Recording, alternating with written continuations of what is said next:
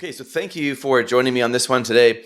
I aim to get out a few solo episodes like this over the summer during my time off. And so in this one, I'm jumping into the space of mindset.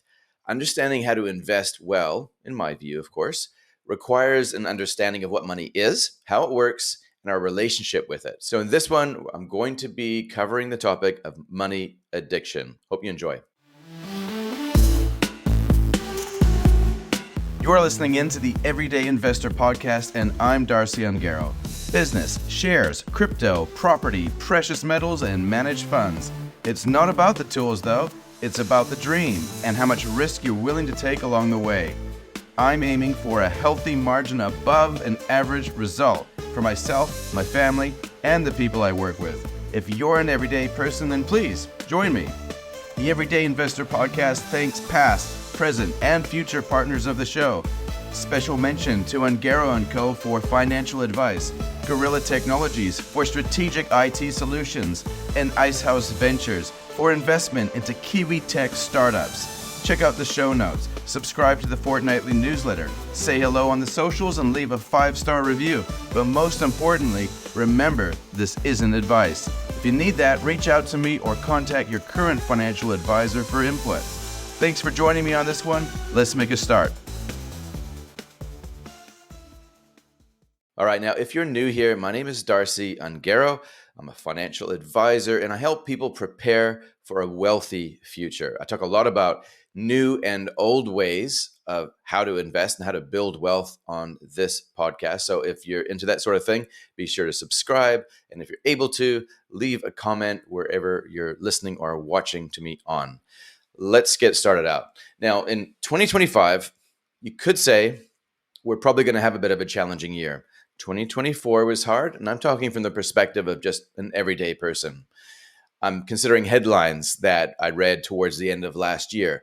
The stretched majority, a nation in financial distress. New Zealand's young are leaving in record numbers as cost of living bites. Economic refugees flee from New Zealand as cost of living crisis deepens. Unemployment's spiked to around 5% already. Some forecasters are expecting that to continue to rise.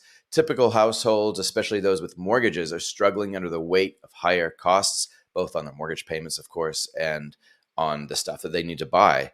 And thankfully, it's just a cycle. And if you can keep building or take more ground during this time, then that's amazing. That's awesome.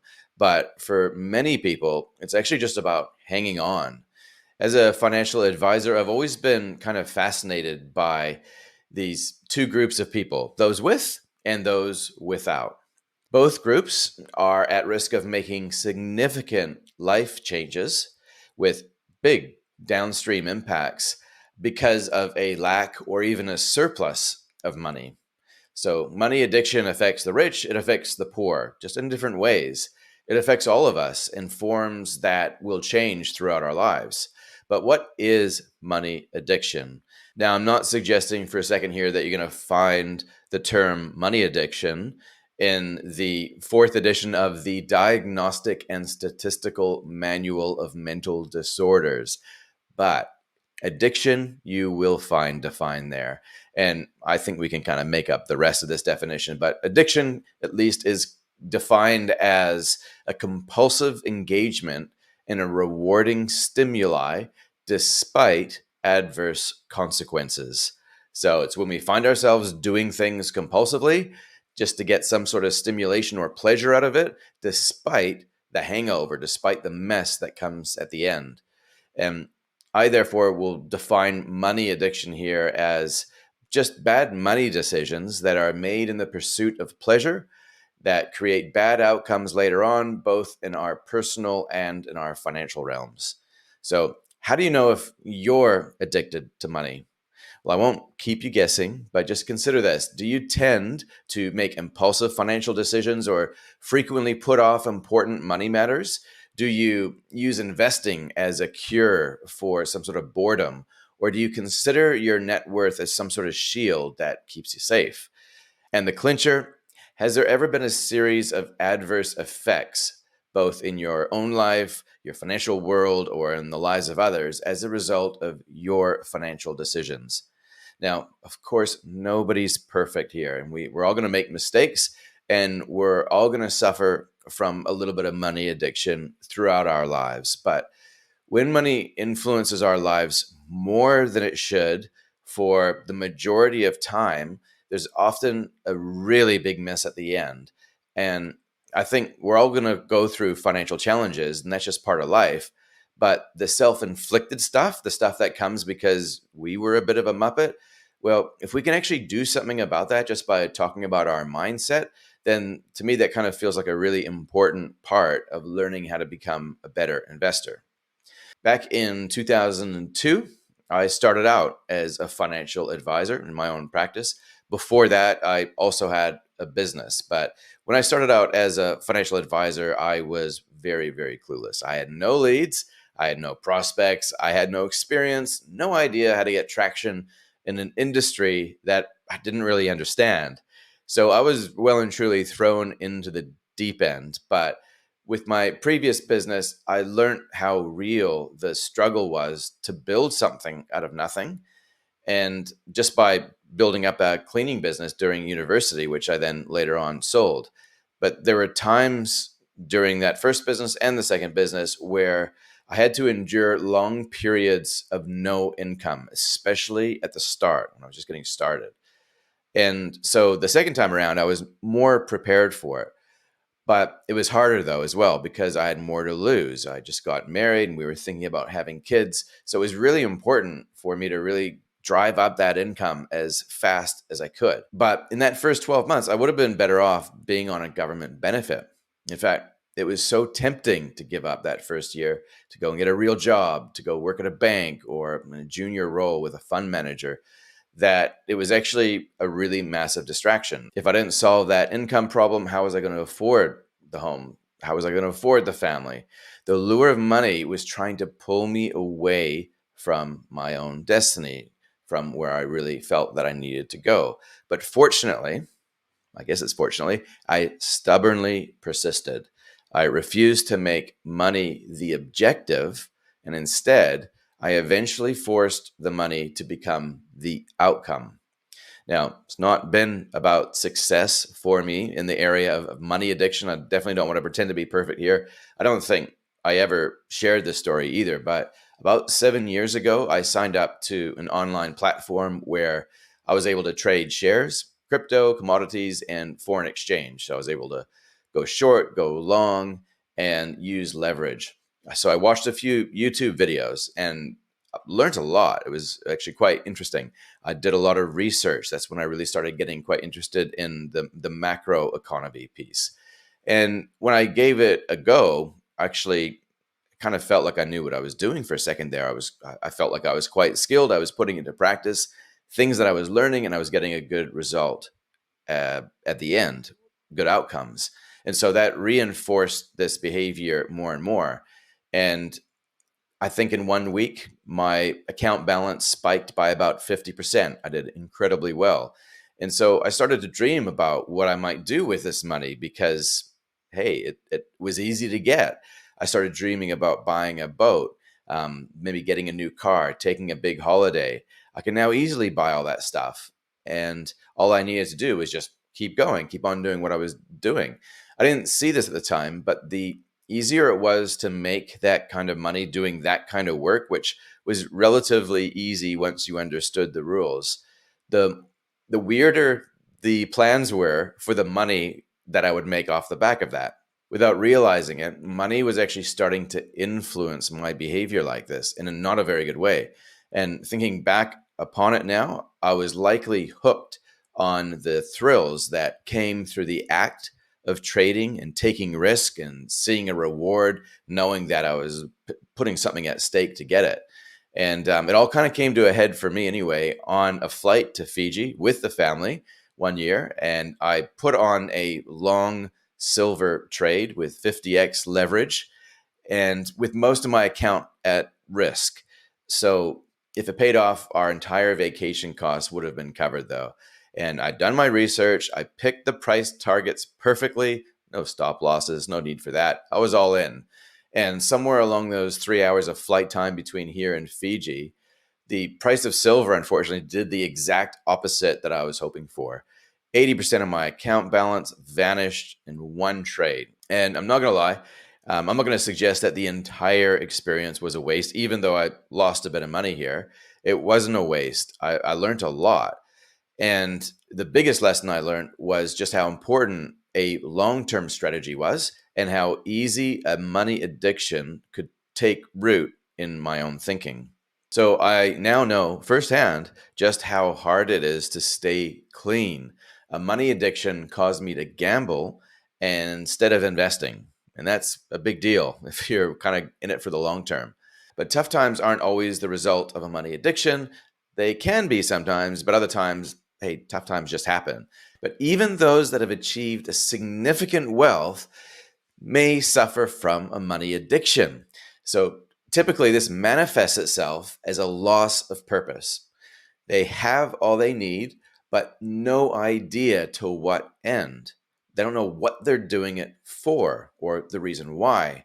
And this is particularly true for individuals who made accumulating wealth their primary objective in life. And I don't mean that in a really harsh way, like that's all they did. But if money featured too much, or if it was too much of a focus in their lives at the expense of other things, then that's where this really starts to play out. I once worked with a very wealthy individual who had amassed an amount of wealth that he could never, ever spend. He had no kids to give it to either. So bringing in returns to live off of in retirement wasn't something that he was coming to me for advice on. He was simply just finding himself at risk of losing his sense of purpose with his investment activity. He wanted to keep doing it, and he felt like he almost needed to keep doing it because it was integral to his own well being. I suggested that the issue was the position that money had actually taken in his life. It started off being a really useful tool to get what he wanted and to build some cool stuff. But somewhere along the line, it became the master of him. He never married, he never had children, but instead, he just kept on building up his engineering business and he plowed all of the money he could back into commercial property to generate investment income. He was addicted to money and the feeling that it gave him when he amassed more of it. So, what was the cure? Well, there's not really much cure apart from finding a better purpose. So, in the end, it was for him, it was to donate generously to charities that he could believe in. He's still growing wealth to this day that I'm aware of, but now it's not just for comfort or for pleasure or for his own financial security, it's for purpose. So that's a good ending. And that's the good news here is that money addictions are not as bad as coffee addictions, right? Like they can be cured and it is possible to get through it with just some simple mental hacks. Placing our wants ahead of our needs is an easy way to become addicted to money. So to reverse it, you just reverse it. And there are three groups of people that I know that exist out there that I'd like to speak to specifically around how you can reverse it if you've developed some sort of money addiction in your life. Those starting out, like up to the age of 35 years old, those building up, typically up to the age of 65, and those winding down, say from 65 to, well, when you've wound down, right? When you're dead.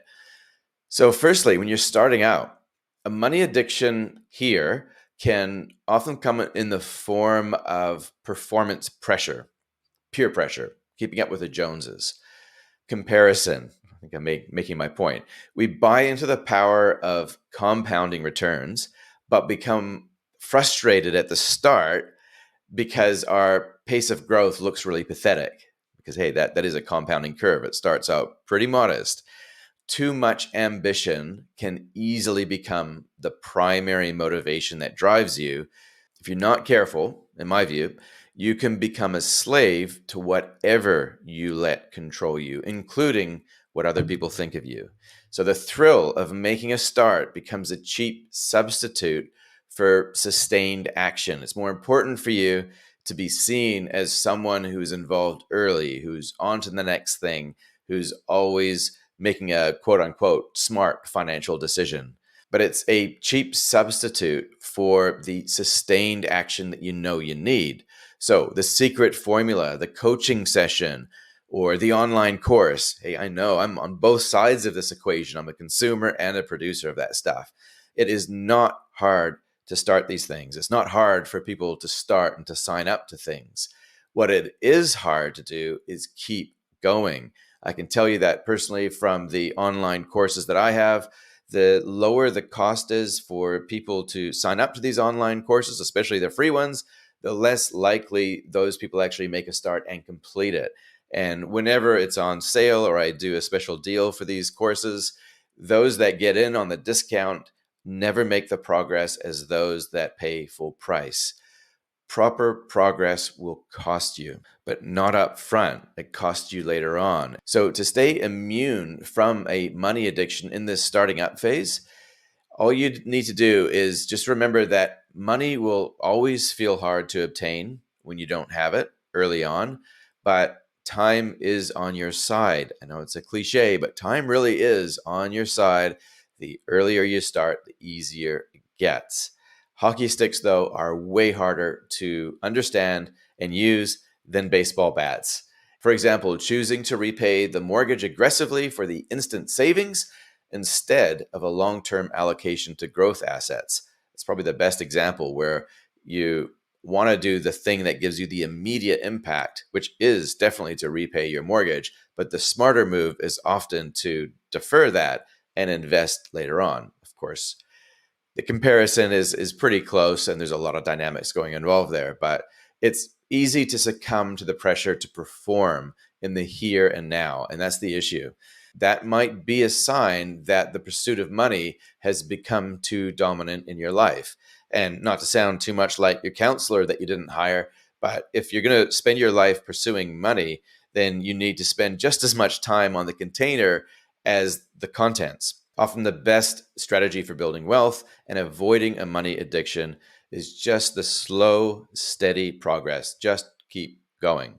So number 2, building up. From the age of, say, 35 to 65, we'll call this the building up phase. This is when you're buying the bigger home or renovating or perhaps having children. Maybe you're building up your business or your career. I'm in this zone. Money addiction can manifest differently depending on who you are, what your personality is, if you like. And this is where it gets interesting, especially in relationships. According to Fidelity Asset Management, about 45% of couples argue about money, and as much as 25% of relationships end due to money problems. So that's pretty significant, right? And in my experience, the most common theme in money arguments with couples that I've seen is that one person looks at money as a tool to get stuff built, to get stuff done with. It's an opportunity cost if it's lying around. And the other one looks at money as a source of comfort. It's very important for these people to make sure that there are buffers and there are backup plans and there are structures in place to make sure that if things happen, everything's going to be okay. Each party will want to push for their own objectives. That's natural, I guess, in any relationship. And in the process with the money piece, it can scare the other person into thinking that it will come at the expense of their objectives. And so you get one person seeking the things of comfort, one person allocating towards opportunities, and that can create interesting dynamics. Consider the question of, hey, honey, should we upgrade our home or should we buy an investment property? Now, it may sound like a weakness to have a person that is a little bit difficult to get along with in the money space because they look at things differently. But having a different financial personality can actually reduce the risk of making dumb decisions. You've got a little bit of diversification at play.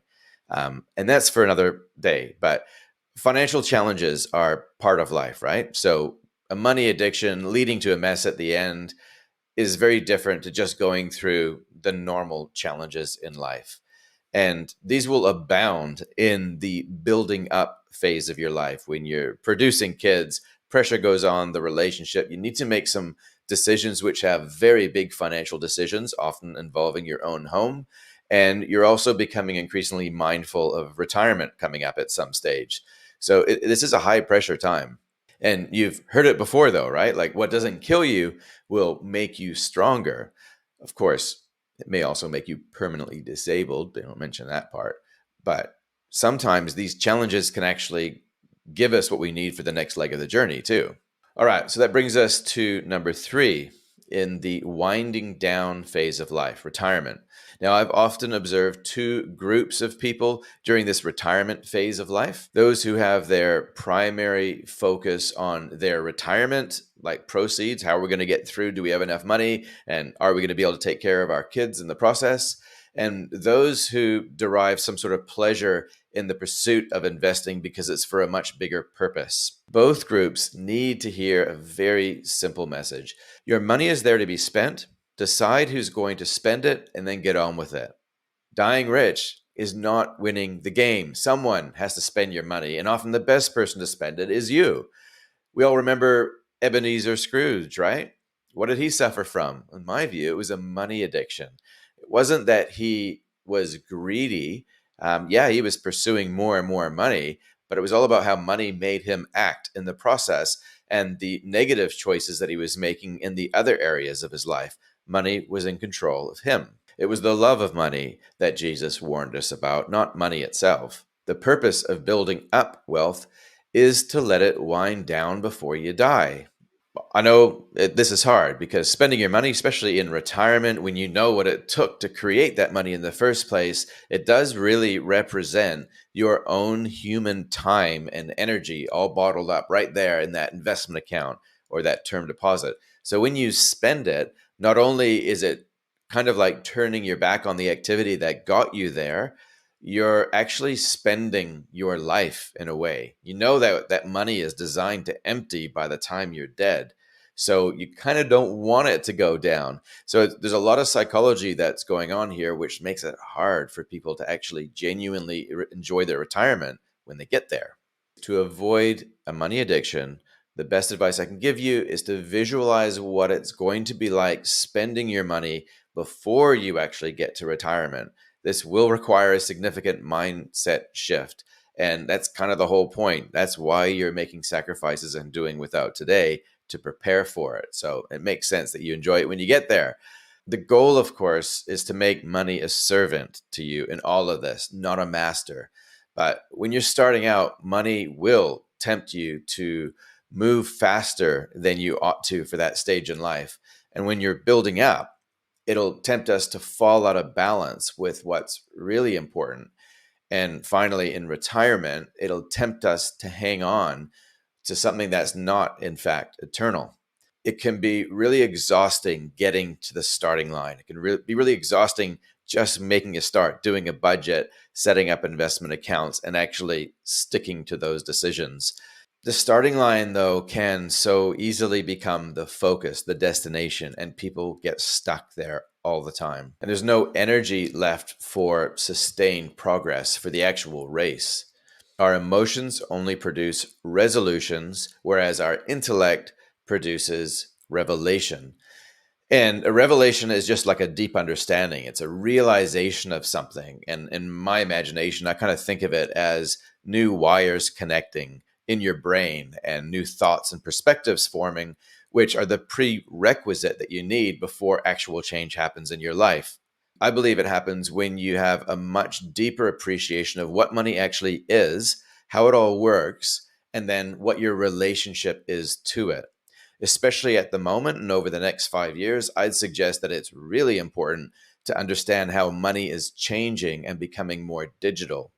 And many of us might view money as our local currency: the US dollar, the British pound, the Canadian loonie, the New Zealand kiwi, the Kiwi dollar. These are all just examples of currency, though. These are all forms of money that are issued and more or less controlled by the state. It's a horrible, inefficient form of money. And the reason why it's so horrible is simple. If you borrow it, well, you're at the mercy of an interest rate. Money is literally controlling you and controlling how much money you have left over to spend on other things that you need. If you save in it, well, we know that the loss of purchasing power far exceeds the consumer price index or the CPI, the rate of inflation that we're told. It's more like 10 to 15% when you consider the currency debasement that happens in the financial system between the government and the central bank. I guess what I'm saying is think about this before you sacrifice your physical, your mental, and your family life in the pursuit of something. You're basically chasing something that is infinite, that man has created. And that doesn't sound right to me. I think that if you're going to be addicted to something, make sure that it's the good stuff, right? Don't get addicted to fiat currency because effectively we're all just suckling on the teat of the state. Becoming addicted to a token that can be printed out of thin air is the definition of stupidity. And I think we all are addicted to money, if I'm honest, to some extent. Perhaps in a way that we're addicted to water. We kind of need it to survive, right? But it's a little bit twisted in the world when we're addicted to something that is a counterfeit of the real thing, scarcity. There's no other container more appropriate for your human time and energy as a form of scarcity. Physical precious metals and Bitcoin that you can custody in your own wallet are the ultimate standards of self-custodied wealth. And any investment portfolio that's designed to be suitable for the new world should have some sort of allocation towards this type of savings technology. If that's something that you'd like to discuss further, then please check out the details on how to make contact with me in the notes. But that's it for this one today on money addiction. I hope you got something out of it. Obviously, it's not a real mental illness, but hopefully that made sense to you. We'll catch you in the next one. Thanks for joining me today on the Everyday Investor Podcast. Hope you enjoyed that, and if you did, please share me around. For the odd giveaway, invite, and sneak peek, make sure that you've subscribed to the fortnightly newsletter. The link is in the show notes, as well as special referral codes from previous guests on the show. Remember, our show partners Ungaro & Co., Gorilla Technologies, and Icehouse Ventures. Lastly, a final reminder. Please remember this isn't financial advice. If you need that, reach out to me or your current financial advisor. Thanks again for joining me on this one, and we'll catch you next week.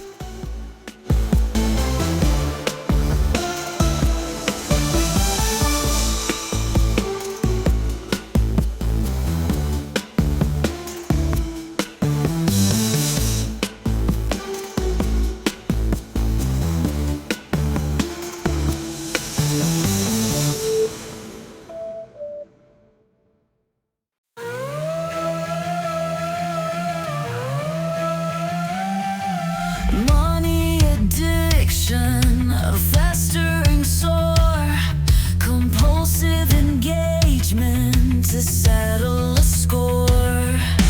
Ungaro's wisdom, a financial disease. Leverage silver brought me to my knees. Money's changing, it's all in vain. Fiat currency, numbing the pain. Addicted to tokens, printed from air. Economic refugees fleeing despair.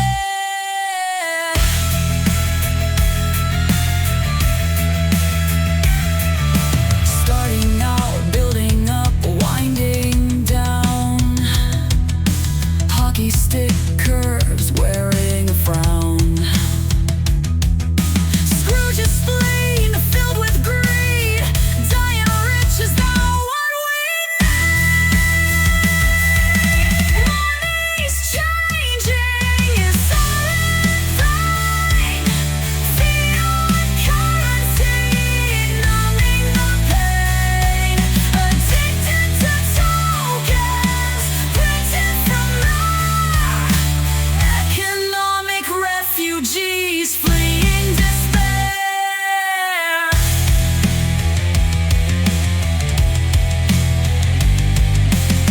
Revelation in the cerebral cortex, breaking free from straight of vortex. Invest in returns, exceeding the loss. Central planners tossing the box.